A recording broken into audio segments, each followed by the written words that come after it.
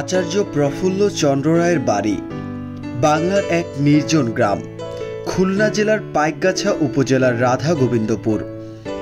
এখানে জন্মেছিলেন এক মহাপুরুষ, যার অবদান আধুনিক বিজ্ঞান চর্চা ও জাতীয় চেতনায় অমলিন। আচার্য প্রফুল্ল চন্দ্র রায় 1861 সালের 2 আগস্ট এক সাধারণ পরিবারের ঘরে জন্ম হলেও তার চিন্তা, গবেষণা ও দেশপ্রেম তাকে করে তোলে অসাধারণ।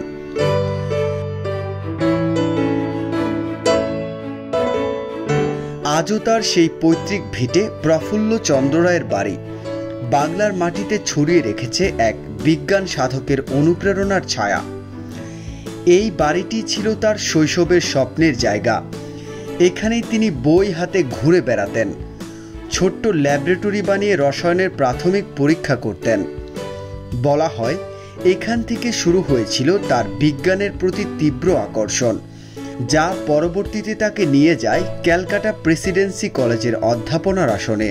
আর সেখান থেকে শুরু হয় ভারতের প্রথম বৈজ্ঞানিক শিল্প প্রতিষ্ঠান Bengal chemical and pharmaceutical works.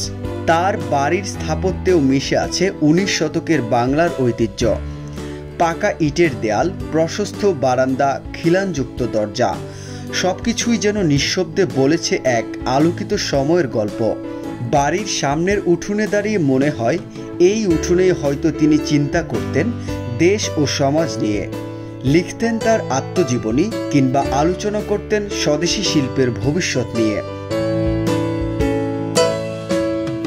Prafulla Chandra রায় শুধু বিজ্ঞানী ছিলেন না, ছিলেন মানবতাবাদীও। দারিদ্র দূরীকরণ, শিক্ষার প্রসার, স্বদেশী শিল্প গড়ে তোলার মাধ্যমে তিনি গড়তে চেয়েছিলেন আত্মনির্ভর ভারত। তার জীবনের মূল মন্ত্র ছিল বিজ্ঞান হবে মানুষের কল্যাণে, বিজ্ঞান হবে মানুষের কল্যাণে। আজও তার বাড়িটি অনেকাংশে সময়ের ক্ষয়ে জীর্ণ হলেও তা বাংলাদেশের ঐতিহ্যের এক অমূল্য সম্পদ। সংরক্ষণ, পুনর্নির্মাণ ও পর্যটন কেন্দ্র হিসেবে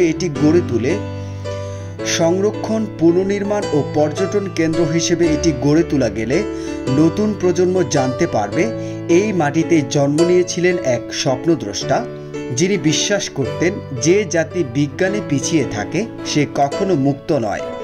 এই বাড়ি শুধু এক বিজ্ঞানীর স্মৃতিবিজড়িত স্থাপনা নয়, এটি এক জাগরণের প্রতীক, যে জাগরণ আজও আমাদের শেখায় জ্ঞানী শক্তি আর বিজ্ঞানী মুক্তির পথ।